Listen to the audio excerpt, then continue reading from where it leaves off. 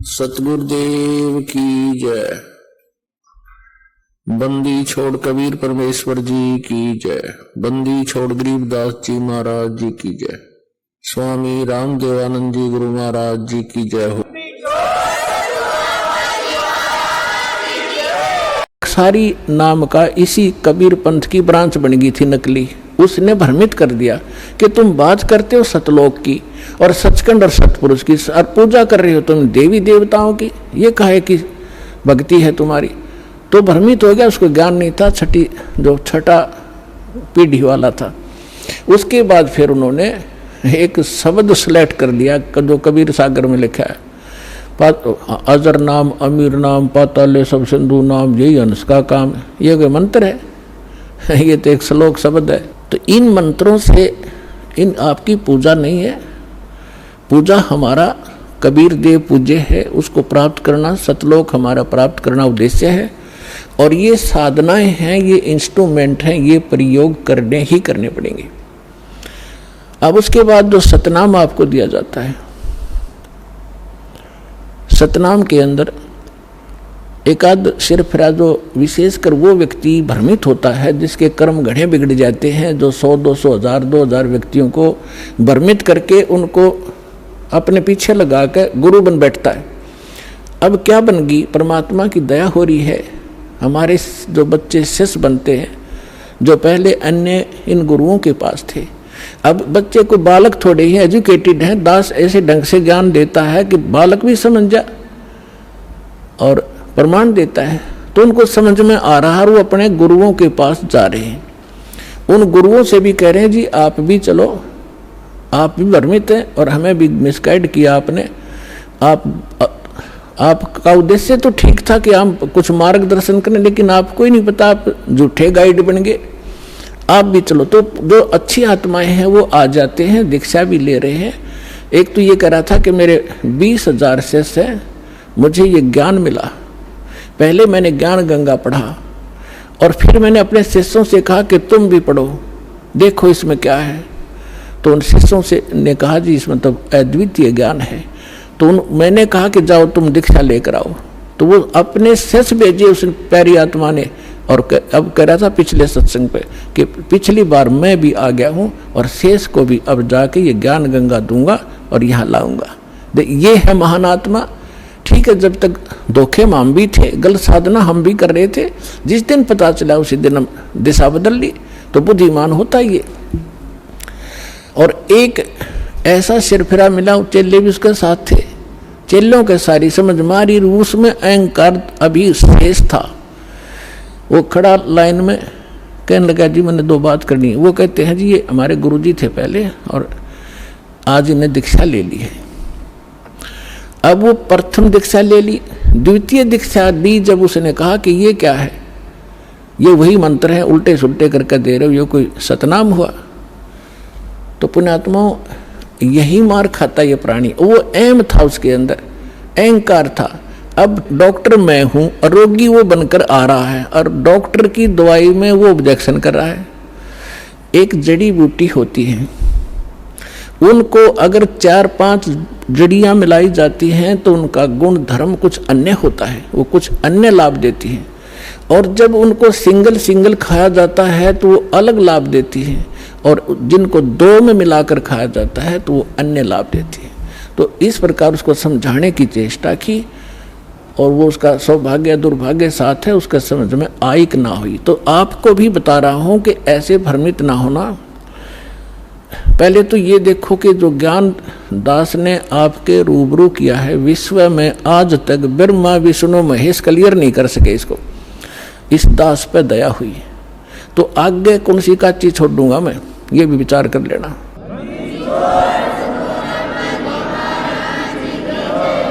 और फिर ये साथ एक पॉइंट को क्लियर करने के लिए 6 उदाहरण देता हूं, ऐसे मजबूत जो हलाए नहीं हिल सकते।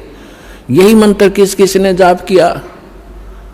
आदरणीय धर्मदास साहिब जी ने यही 2 मंत्र का अक्षर का नाम यही जाप किया, आपके रूबरू कर रखा है। नानक साहिब जी परमात्मा से सीधे मिले, परमात्मा उनको बीज नदी पर जिंदा महात्मा के रूप में सचखंड लेकर गए और फिर उनको वापस छोड़ा। तीसरे दिन अदृश्य रखा और फिर उन्होंने कौन सा नाप जाप किया, उनकी समुद्र की साखी एक परमात्मा जो बाला वाली जो साखियां हैं, जन्म साखी, उसके अंदर एक समुद्र की साखी है। उसमें एक कथा है कि एक समय बाला और मर्दाना नानक साहिब के साथ रहा करते थे अधिकतर। उन्होंने एक दिन प्रार्थना की, गुरुदेव हम श्रीलंका जाना चाहते हैं, देखना चाहते हैं, दया करो। उन्होंने कहा आंखें बंद करो। आंखें बंद करके खोली तो समुद्र के किनारे खड़े थे। नानक साहिब जी ने कहा कि आओ मेरे साथ साथ समुद्र के ऊपर चलेंगे और वाहे गुरु बोलते रहना।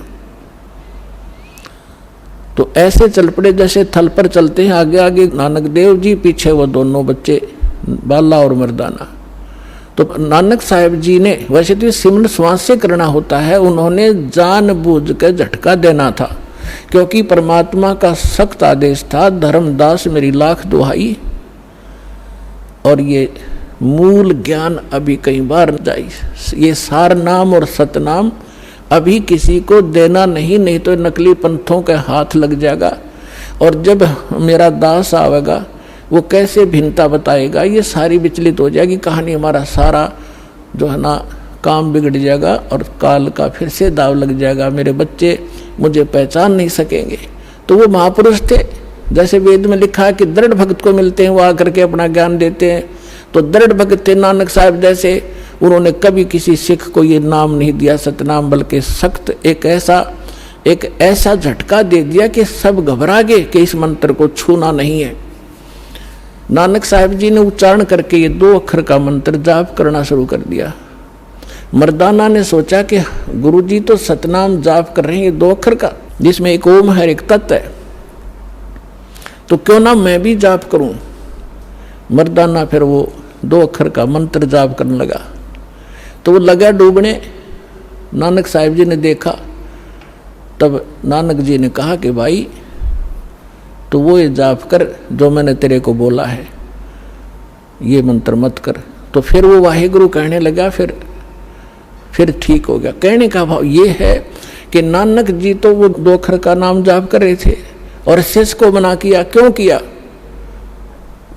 वो परमात्मा के प्यारे बच्चे थे, उनको मालूम था कि यदि आज ये डिस्क्लोज हो गया तो बट्ठा बैठ जाएगा। आज तक किसी सिख को इस सतनाम की भनक भी नहीं है, ना वो ग्रंथ साहिब में रखा, अलग अलग स्थानों पर रख दिया, लेकिन सीधा नहीं रखा, और वहाँ से प्रमाणित हो गया।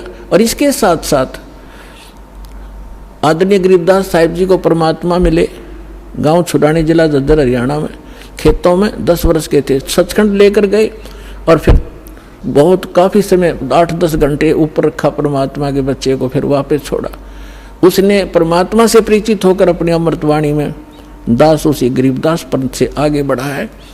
उसमें गरीबदास पंथ में ये मंत्र नहीं है सतनाम का, और के में बकवास करते हैं, ओम भागवते वासुदेव नमः, कोई करता है, कोई कुछ करता है, कोई सतगुरु, ये मंत्र नहीं है। और ग्रंथ साहिब गुरु गरीबदास जी के ग्रंथ साहिब के अंदर प्रमाणित है ये मंत्र।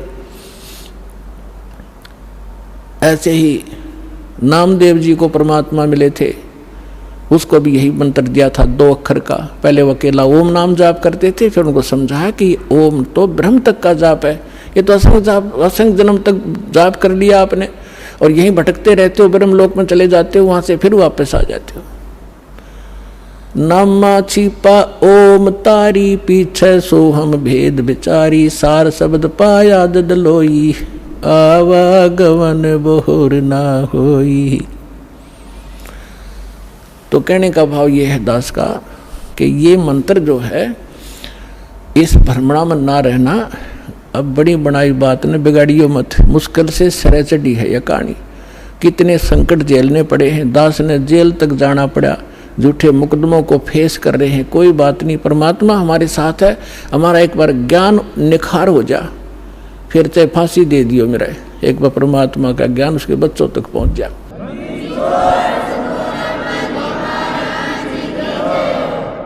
तो पुण्यात्माओं, परमार्थ के लिए संत आते हैं, और जो परमार्थ नहीं कर सकता वो खाक संत है। और संत किसे कहते हैं?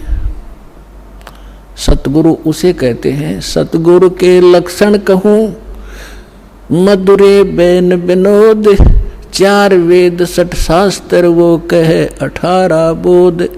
सतगुरु होगा जो इन सदग्रंथों से ज्ञान दे और प्रमाणित ज्ञान हो। अब जो प्रसंग चल रहा है कि जैसे अब आप जी नियमित रहे, अब आपको कुछ दिन समस्या रहेगी, क्योंकि अभी हमारे इस ज्ञान का प्रकाश कम हुआ है। घर घर के अंदर विरोध है, गांव गांव में विरोध है, समाज के अंदर विरोध है, क्योंकि जगत और भगत के क्रियाओं में और विचारों में सदा से भिन्नता रही है। और इसीलिए कहा है कि जगत और भगत का आपस में विरोध रहा ही है और ये रहेगा भी। जब तक जगत को आप जैसा ज्ञान नहीं होगा तो वो विरोध करेंगे ही करेंगे, स्वाभाविक है, उनको अच्छा सा नहीं लगता। जैसे यहाँ पहली बार कोई व्यक्ति आता है और दूसरा आके प्रणाम करता है, वो खड़ा खड़ा देखता रहता है, ये क्या कर रहे हैं यहाँ पर, उसको अच्छा सा नहीं लगता, क्योंकि वो तो अहंकार में कोई छोटी मोटी पोस्ट हो तो उसने तो भारी बात हो जाती है, कैसे लंबा लेटूं। ये होता उनमें जो भक्तिहीन होते पिछले जन्म के, और पिछले जन्म के भक्ति युक्त प्राणी होते हैं, चाहे कितना बड़ा अधिकारी हो तुरंत समर्पित हो जाता है। वो पिछले संस्कार उसको अपने आप झुका देते हैं। उदाहरण के लिए जैसे सरसों आपने देखा होगा, सरसों जब तक उसकी फलियों में दाने नहीं होते, यानी उसकी कीमती नहीं होती, तब तक वो ऐसे खड़ी रहती है। और जो जो वो पकती चली जाती हैं और वो उनमें वो कीमती बनती जाती है, उनकी वैल्यू बनती है, वो झुकना शुरू कर देती है और इतनी झुक जाती है कि जमीन को छूने की चेष्टा करती है, क्योंकि ईब उनकी कीमत बन गई, वो कीमती हो गए, उनके अंदर वो शक्ति आ गई, वो कीमत बन गई। और जब तक वो यूजलेस थी, वो न्यों खड़ी थी आकड़ी ऊपर ने। तो इसी प्रकार जो पूर्व जन्म के भक्ति युक्त होते हैं, उनका स्वभाव होता झुकने का, वो खड़े रह ही नहीं सकते। उनके अंदर पिछली भक्ति इतनी जबरदस्त होती है। और जो भक्तिहीन होते हैं वो आकड़े रहा आकड़े, लेकिन उनमें भी भक्ति बन जाएगी। सत्संग सुनेंगे, भगवान की अमृत वाणी सुनने मात्र से संस्कार शुरू हो जाते हैं। चाहे वो घर पर सुन रहा है मालिक दास के वचन, किसी टीवी पे, या अपने किसी इस सिम के अंदर या इस चिप के अंदर से जो सत्संग सुनते हैं, वो भी संस्कार भरने शुरू हो जाते हैं, उसमें वजन बनना शुरू हो जाता है।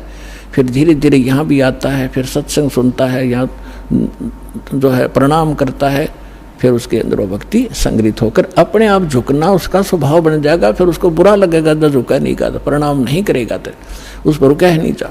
तो जो प्रसंग चल रहा है कि अब ये बिचली पीठी चल रही है, और इसमें क्योंकि सत्संग एक सामूहिक तौर से सब विचार व्यक्त किए जाते हैं, ये एक सामूहिक लेक्चर है जिसमें प्रथम कक्षा के बच्चे भी होते हैं जो पहली बार आए हैं, कुछ ऐसे भी होते हैं जो वैसे ही सत्संग श्रवण करने के लिए भी आए हैं, कुछ ने आज ही उपदेश लिया है, कुछ 2 वर्ष के हो गए, कोई 4 बार आए हैं, कोई पुराने भक्त हैं। तो सभी के अनुकूल इस सत्संग के माध्यम से संदेश दिया जाता है, और उनको जिसको जहाँ कोई त्रुटि होती है ये वचन वही काम करते हैं।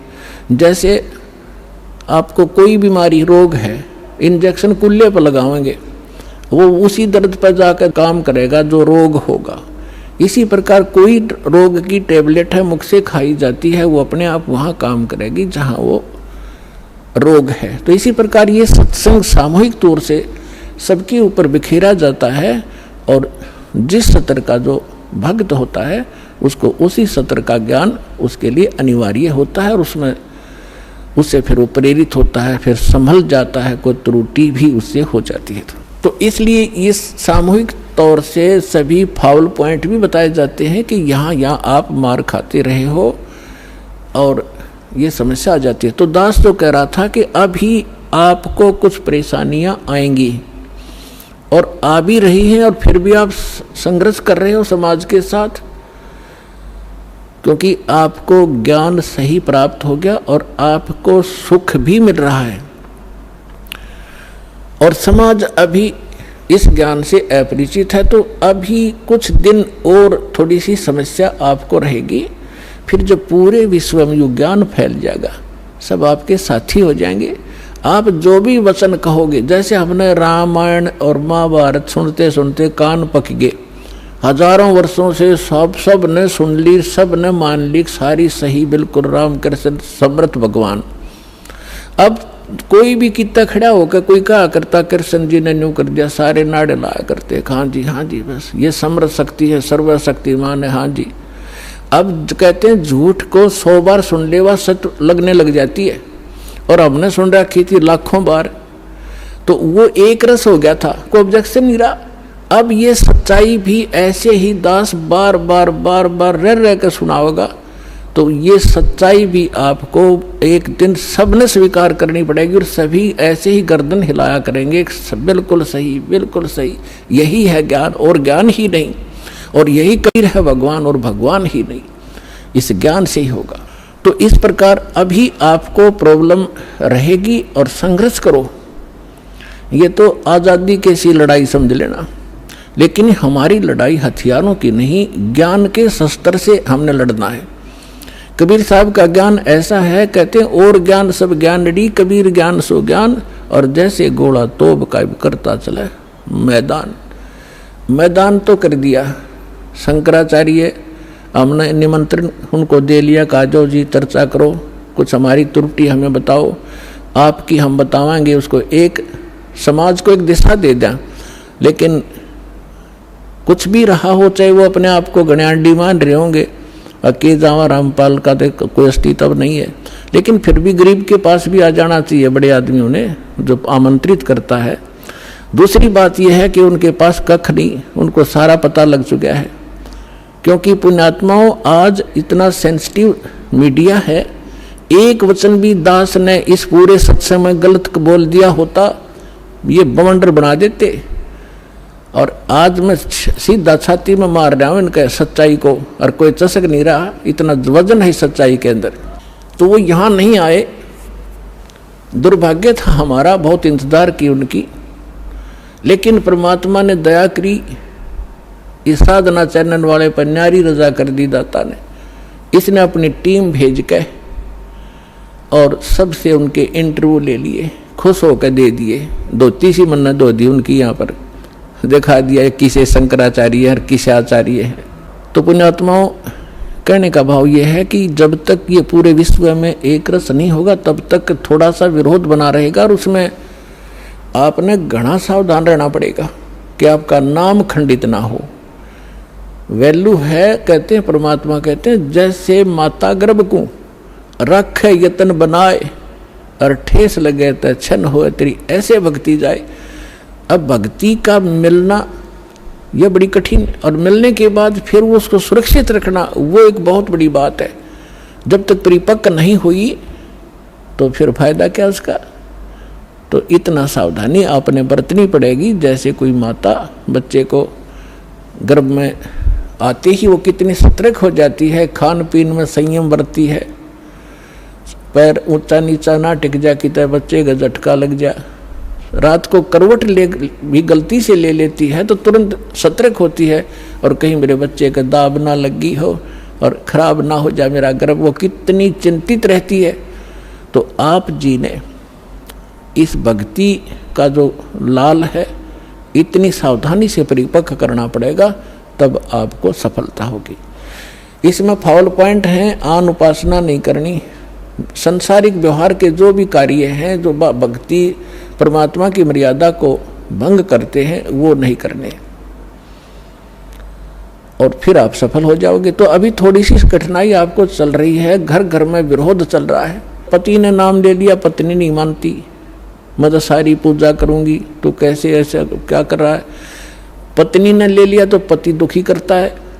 तो धीरे धीरे ज्ञान से क्या होगा, ये ज्ञान ऐसा है कि आप घर पे चलाओगे और बच्चों पर भी असर करेगा, ना सुनेंगे तो भी कक्ष में सोए हुए व्यक्तियों पर भी ये वाणी असर करेगी, जैसे गारुड़ का मंत्र अचेत हुए उस सर्प के डसे हुए व्यक्ति पर, जो सुन भी नहीं रहा, समझ भी नहीं रहा, और उसके ऊपर भी वो मंत्र बोल बोल कर उसके विष को उतार कर सचेत कर देता है। और ये तो परमात्मा की वाणी सब सिद्ध है। ये तो अपने पशु पक्षियों के ऊपर भी ये वाणी जा रही है, उनको भी, उनके भी पाप डाउन हो रहे हैं। ठीक है, उनके पाप गणे हैं इसलिए पशु योनि मिली, तो वो पाप घटते रहेंगे। जैसे कपड़ा किसी का ज़्यादा मैला है, हो गया है, मैल हो गया है, तो वो कई बार साबुन लगाने से स्वच्छ होगा, उज्जवल हो जाएगा। और जिसका थोड़ा मैला है, 1-2 बार साबुन लगाने से उज्जवल हो जाता है। तो ये साबुन है, परमात्मा का जो ज्ञान है, सत्संग है, वचन है, ये साबुन और जल दोनों का काम करता है। तो धीरे धीरे ये सत्संग जिस घर में चल रहा है, पड़ोसियों तक भी असर होगा आपका, और आपके घर के पशु पक्षियों पर भी इसका प्रभाव पड़ेगा। आपके घर कोई पशु पक्षी भी रह रहा है, उसके ऊपर भी धीरे धीरे उसके अंदर ये वाणी का जो ज्ञान यज्ञ का पुण्य उसमें संग्रहित होगा। और कुछ ऐसे पाप हैं जो ज्ञान यज्ञ से ही खत्म होते और उसका विकल्प ही नहीं है। जैसे कपड़े को पहले थोड़ा मैला है तो जल से धो दिया, साफ हो गया। ज़्यादा मैला है तो और भी मैल रहा तो साबुन लगाना पड़ा, और फिर भी कोई दाग दबा रह जाता है तो ड्राई क्लीन से साफ हो जाता है।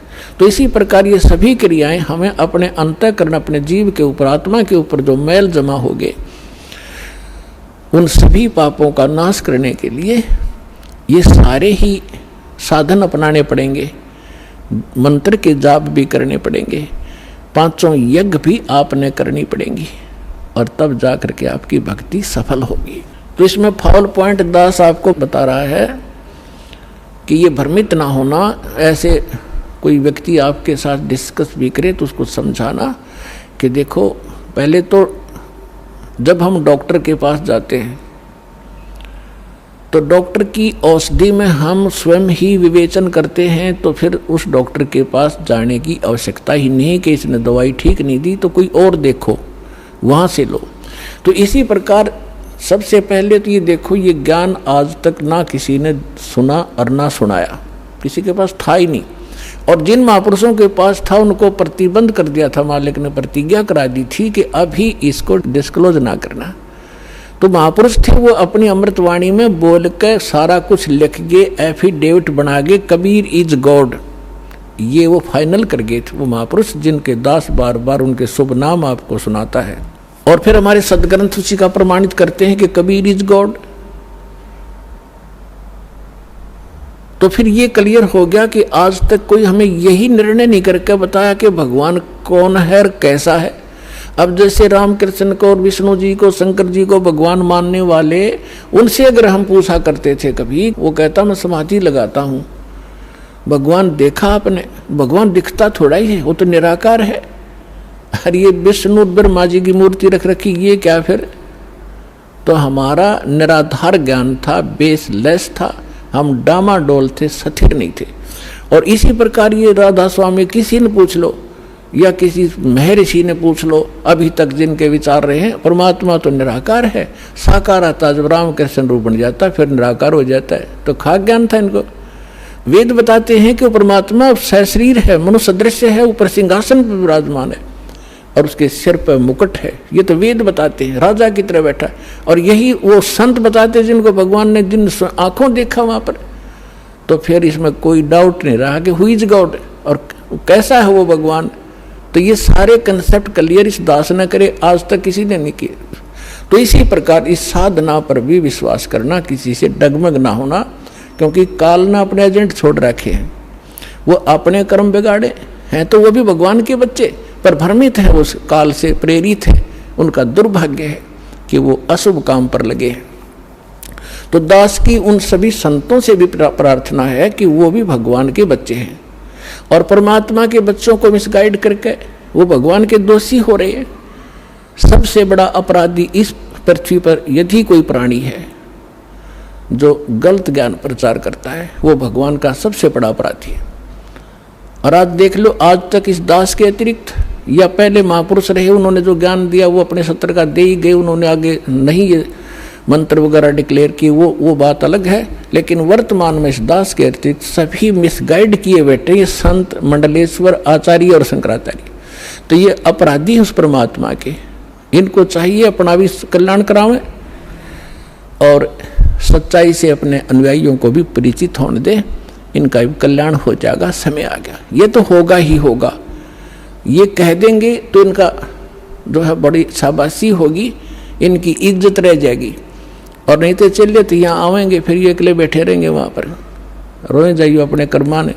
आज कौन ऐसा मूर्ख है जो अपने जीवन को नाश करेगा जब पता लग जाए? तो फिर दूसरी समस्या ये आती है कि गुरु नहीं बदलना चाहिए। कोई बात हुई या एक डॉक्टर से इलाज नहीं होता तो 100 बदलने चाहिए अपनी जान बचाने के लिए। और कबीर साहब कहते हैं जब लग गुरु मिले नहीं साचा, तब लग गुरु करो 10 पाँचा। और झूठे गुरु के पक्ष को तज ना लावे वार, और द्वार ना पावे शब्द का वो भटके वार का वार।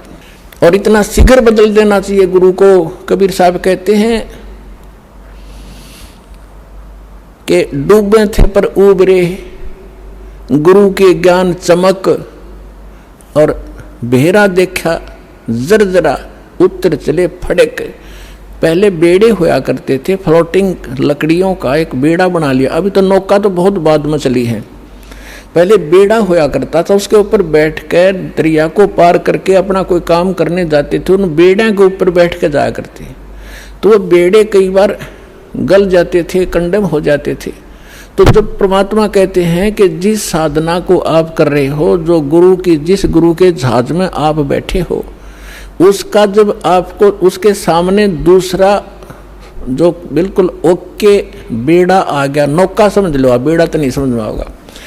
अब एक नौका है जिसमें आप बैठे हो, उसके अंदर सुराख हो गया है और जल उसके अंदर घर कर रहा है, अंदर प्रवेश करना शुरू कर दिया है। और उसके बराबर में दूसरा कोई और सही ओके नौका रख देता है, साथ में खड़ा कर लेता है, और वो कहता है कि भाई तुम डूबोगे, इसमें आ जाओ। अब जिसने गुट्टी सूटी ला रखी होगी, नशा कर रहा होगा, तो ठीक है मौज हो रही है, वो तो डूबेंगे। और जिनको नशा नहीं है और उनको पता लग गया दोनों का डिफरेंस कि ये जल आ रहा है, तुम डूबोगे इसमें, तो वो जो जिनका नशा नहीं है वो तुरंत 1 सेकंड भी ना लावे, तुरंत कूद जाएंगे उसके अंदर। तो यहाँ परमात्मा कहते हैं डूबे थे पर उबरे, गुरु के ज्ञान चमक, और बेड़ा देखा जर्जरा, यानी टूटा फूटा डूबोण वाला, उत्तर चले फड़क। फड़क जैसे पशु कई बार आवाज सुनकर हॉर्न की फड़क को भाग जाता, काफी दूर बहुत स्पीड से भागता एकदम। तो कहते हैं ऐसे कूद गए दूसरे में। तो परमात्मा कहते हैं झूठे गुरु के पक्ष को तजत ना लावे वार, 1 सेकंड के अंदर बदल लेना चाहिए। और पुण्यात्माओं, आज इस विश्व में कोई गुरु नहीं है इस दास के अतिरिक्त। सतगुरु की तो बहुत दूर की बातें हैं, वो गुरु भी नहीं है।